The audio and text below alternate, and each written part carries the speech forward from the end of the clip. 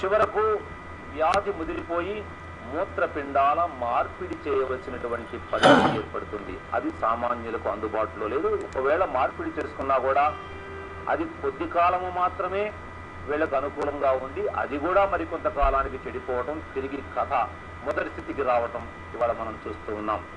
ఇలాంటి పరిస్థితుల్లో తినే ఆహార పదార్థాల పొరపాటు వల్ల, ఆహార పదార్థాలలో విషము చేరి ఉండటం వల్ల, అకాలములో భోజనము చేయటము వల్ల, ఇలా ప్రకృతి వ్యతిరేకమైనటువంటి జీవన విధానాన్ని అనుసరించటం వల్ల మురుగుడు పదార్థాలు శరీరమంతా చేరినట్లుగానే మూత్రపిండాలలో కూడా చేరిపోతూ ఉన్నాయి.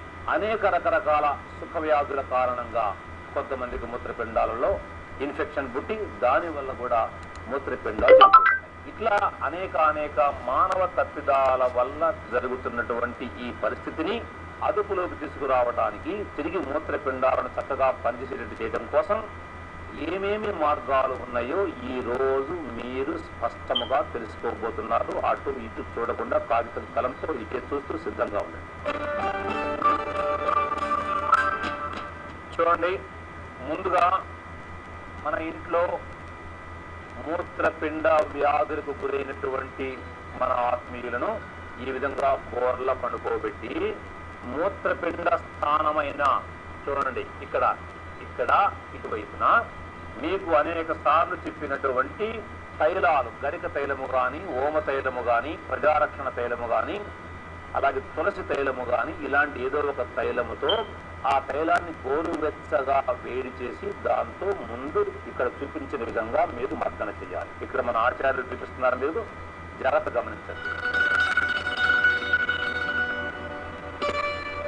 గమనించండి. ముందలా కట్టి గోరువెచ్చగా శరీరము భరించగలిగినంత వేడిగా మాత్రమే చూడగా మనం ఈ విధంగా ప్రయత్నం చేయాలి. చూడండి, అడుగు నుంచి పైకి లేపటం, పై నుంచి కిందికి లేపటం, కదిలించటం, కొంచెం నొక్కటము, తట్టటము,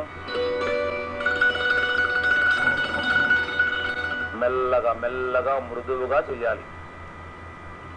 ఇలా చేసిన తర్వాత ఇప్పుడు దీని మీద కాపడం పెట్టాలి. ఆ కాపడం ఎలా పెట్టాలో చూడండి జాగ్రత్తగా.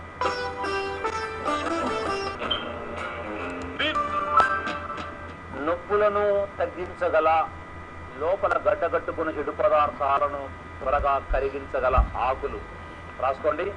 వావిలాకు, వేపాకు, ఆముదపు ఆకు, పెద్ద చెన్నంగి అంటే కసివింద, అలాగే చింతాకు, జిల్లేడాకు, తులసాకు, గరిక, వీటన్నిటిలో ఒక 4-5 దొరికిన తెచ్చుకొని నీళ్ళల్లో వేసి, వాటిని నలగొట్టి నీళ్ళల్లో వేసి కొంచెం పసుపు కూడా వేసి అవసరమైతే బాగా ఇలా మసల పెట్టండి. పెట్టిన తర్వాత చూడండి, జాగ్రత్తగా కాలకుండా, పక్క వాళ్లకు గాయాలు కాకుండా, వేడి నీళ్లు ఉన్నప్పుడు కొంచెం జాగ్రత్తగా ఉండాలి.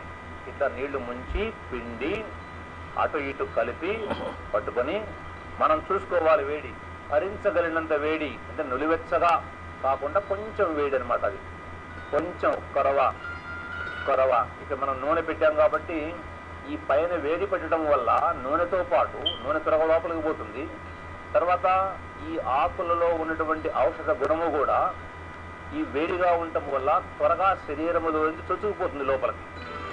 ఇలా కాపడం పెట్టిన తర్వాత చల్లగా ఉన్నటువంటి మట్టి రేగడి మన్నుతో పైన మట్టి పట్టిని ఒక అరగంట సేపు మనం ఉదయం, సాయంత్రం, రాత్రి 3 సార్లు లేదా 2 సార్లు అయినా కనీసం వేయగలగాలి. మట్టి పట్టి ఎలా వేయాలో ఇప్పుడు మీకు చూపిస్తాం, చూస్తూ ఉండండి. నీళ్లలో ముంచి తడిపి పిండి ఇట్లా శుభ్రంగా ఎదిరించి దీన్ని ఇలాగా పరచాలి. ఇలా పరిచిన తర్వాత చక్కగా ఇందులో ఈ మధ్య వరకు, అంటే వెనక ఈ పక్క నుంచి ఈ పక్క వరకు నడుము పైన వేయడానికి అనుగుణంగా ఇక్కడ నుంచి ఇంతవరకు ఒండ్రు మట్టి లేదా పుట్ట మట్టి లేదా మన పొలాలలో ఉండే మట్టి, కాలవల అంచున ఉండేటువంటి మట్టి చూడండి. ఇక్కడ ఇట్లా మెత్తగా ఉండేటువంటి మట్టి చక్కగా ఉంటుంది, బాగా మెత్తగా ఉంటుంది, మృదువుగా ఉంటుంది. మట్టి జీవం ఉంటుంది. మట్టి మనకు తల్లి గుర్తుపెట్టుకుని, మట్టితో రోగాలు పోవటం ఏమిటి అని మనం ఆశ్చర్యపోతాం. కానీ మనం తినే ప్రతి పదార్థము, ప్రతి వస్తువు, వాడుకునే వస్తువు అన్ని మట్టిలో నుంచి వచ్చినవే. మనము కూడా మట్టి నుంచి పుట్టిన వాళ్ళం తిరిగి మళ్ళా మట్టిలోకి కలిసిపోతాము తప్ప వేరే ఆకాశంలోకి మనం పోవటం లేదు. కాబట్టి మట్టిని చులకనగా చూడవద్దు. మట్టి అంటే మనకు తల్లి, అన్నం పెడుతున్నటువంటి తల్లి. ఆ తల్లి వల్ల కానటువంటి పని ఏది లేదు అని మీరు అర్థం చేసుకుని చూడండి. ఇక్కడ మన ఆచార్యులు చూపిస్తున్నారు పట్టి వేసే విధానము. చక్కగా పట్టీని తయారు చేసుకొని చూడండి, ఈ బట్టను ఇలా వేయాలి, అట్నుంచి బట్టను ఇలా వేయాలి, ఈ బట్ట ఇటు, ఈ బట్ట ఇటు వేయాలి. ఇలా వేసిన తర్వాత ఇప్పుడు మనం ఇట్లా పైకి లేపితే ఇలాగా ఒక ప్యాకెట్ లాగా వస్తుంది. దీన్ని సిద్ధం చేసి పెట్టుకొని అంతే చక్కగా ఈ చివరి నుంచి ఆ చివరి వరకు వేసి కొంచెం అద్ది ఉంచాలి. ఏమి నిప్పు లేదు, బాధ లేదు. ఇలా పట్టి వేసి పైన ఇట్లా బట్టను కప్పాలి. అంటే గాలి తెగితే త్వరగా ఎండిపోతుంది కాబట్టి ఇలాగా ఒక అర్ధ గంట సేపు హాయిగా విశ్రాంతి తీసుకుంటూ ఉండగా ఈ మట్టిలో ఉన్నటువంటి ఔషధ తత్వాలు, శరీరము కూడా మట్టి కాబట్టి, లోపల కండరము మట్టి కాబట్టి, లోపల ఎముక మట్టి కాబట్టి మట్టిలోకి చొచ్చుకుపోతుంది. చొచ్చుకుపోయి ఆ లోపల తన అంశగా పుట్టినటువంటి ఆ పదార్థములో పుట్టినటువంటి రోగాన్ని నాశనము చేయటములో దివ్యమైనటువంటి ఔషధంగా మట్టి పనిచేస్తుందని మా ప్రియమైన బిడ్డలు తెలుసుకోవాలి. మట్టికి దండం పెట్టాలి లేవగానే. భూమికి అంటే జలముతో ఎంత అద్భుతమైనటువంటి లాభం కలుగుతుందో ప్రత్యక్షంగా ఒక్కసారి చూడండి. ఇప్పుడు మనం నాభి కింద నుంచి ఈ వెనక వైపున ఈ మూత్రపిండాలు ఉన్నాయి కదా, దీనికి మూత్రపిండ మొలకట్టు, మూత్రపిండ ఈ మొల కింద ఉన్నాయి, మూత్రపిండ కట్టు. అది ఎట్లా కట్టాలి మేము చూపిస్తాం రండి, మీరు వెళ్ళండి. ఇప్పుడు వీరికి మూత్రపిండాల సమస్య ఉంది.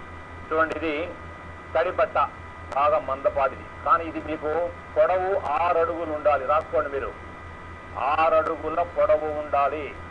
6 అడుగుల పొడవు ఉండి ఇంత వెడల్పు ఉండాలి. వెడల్పు మాత్రం ఇంత వెడల్పు ఉండాలి. ఈ పొడవు మాత్రం 6 అడుగులు ఉండాలి. దీన్ని ఇప్పుడు ఎట్లా కట్టాలో మీకు ఆచార్యులు చూపిస్తున్నారు. మీరు ఇంట్లో ఒక్కసారి చూస్తే మీరు ఇంట్లో చేసుకోవచ్చు. కట్టండి.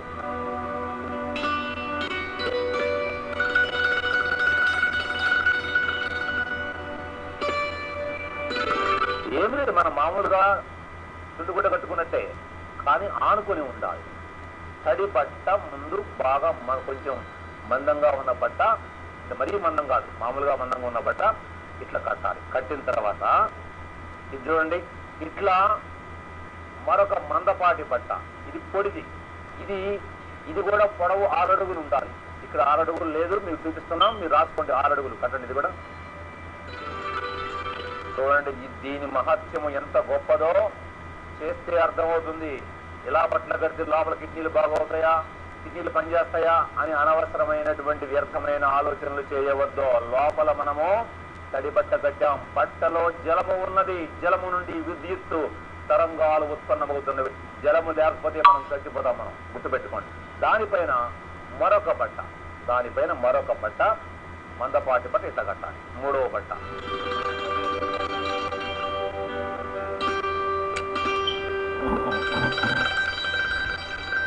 ఈ విధంగా 6 అడుగుల పొడవు ఉన్న లోపల తడి బట్ట, పైన 2 పొడి బట్టలు కట్టి అర్ధ గంట సేపు ఖచ్చితంగా కూర్చొని గాని పడుకొని గాని విశ్రాంతి తీసుకోవాలి. ఆ తర్వాత తీసివేయాలి. ఇది రోజు ఒకసారి లేదా 2 సార్లు పొట్ట ఖాళీగా ఉన్నప్పుడు ఈ జల చికిత్సను, ఈ పట్టీని, ఈ మూత్రపిండ పట్టీని, అంటే మూత్రపిండ బట్ట పట్టీని ఈ విధంగా వేసుకోవాలి. ఇలా చేసిన తరువాత అరగంట తర్వాత తీసివేసిన తర్వాత ఎలాంటి వ్యాయామం చేయవచ్చో ఇప్పుడు వివరంగా చెప్పుకున్నాం. చూస్తూ ఉండండి. ఈ వ్యాధిగ్రస్తులు నిదానముగా అభ్యాసము చేయవలసిన ఆసనాలలో అర్ధచంద్రాకారాసనము ఆచార్యులు చూపిస్తున్నారు. జాగ్రత్తగా వినండి. చూడండి, ఒక చెయ్యి పైకెత్తి, అంటే కుడి చెయ్యి పైకెత్తి ఎడమ వైపుకు వంచటము, అర్ధచంద్రాకారముగా. ఎంత వంచగలిగితే అంత వంచటం. ఈ చేతిని దించి మరలా ఎడమ చేతిని పైకెత్తి కుడి వైపుకు వంచటం.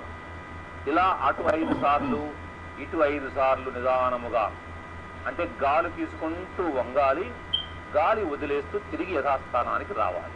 ఇది అర్ధచంద్రాకారాసనం. తర్వాత కటి చక్రాసనం. చూడండి జాగ్రత్తగా. చేతులు ఇట్లా చాచి ఉంచి ఒక అడుగు ఎడంగా పాదాలు పెట్టుకొని గాలి తీసుకుంటూ ఒకవైపుకు చూడండి, గాలి తీసుకుంటూ పాదాలు కదలకూడదు. మళ్ళా గాలి వదిలేస్తూ యథాస్థానానికి రావాలి. మరలా గాలి తీసుకుంటూ మళ్ళా గాలి వదిలేస్తూ మధ్యలోకి, ఇలా అటు 5 ఇటు 5 సార్లు చేయాలి. దీనివల్ల ఏమవుతుంది, ఇక్కడ మూత్రపిండ స్థానములో ఒత్తిడి పడుతూ ఉంది, మీరు గమనించండి. తర్వాత త్రికోణాసనము, 3 కోణాలతో చూడండి, బాగా కొంచెం కాళ్ళు కాస్త వెడల్పుగా చాచి పెట్టి ఉంచి చేతులు కూడా బార్ల చాపి ఒకవైపు కుడివైపు చేతిని కుడివైపు పాదం వైపుకు వంచాలి. చూడండి, ఇది త్రికోణం, 3 కోణాలే ఉండాలి. 1 2 3 కోణాలు, త్రికోణాసనము. అయితే ఇక్కడ కిందకు వంగేటప్పుడు గాలిని వదలాలి, పైకి లేచేటప్పుడు గాలి తీసుకోవాలి. ఇటువైపు చూడండి, ఇప్పుడు గాలిని వదలాలి.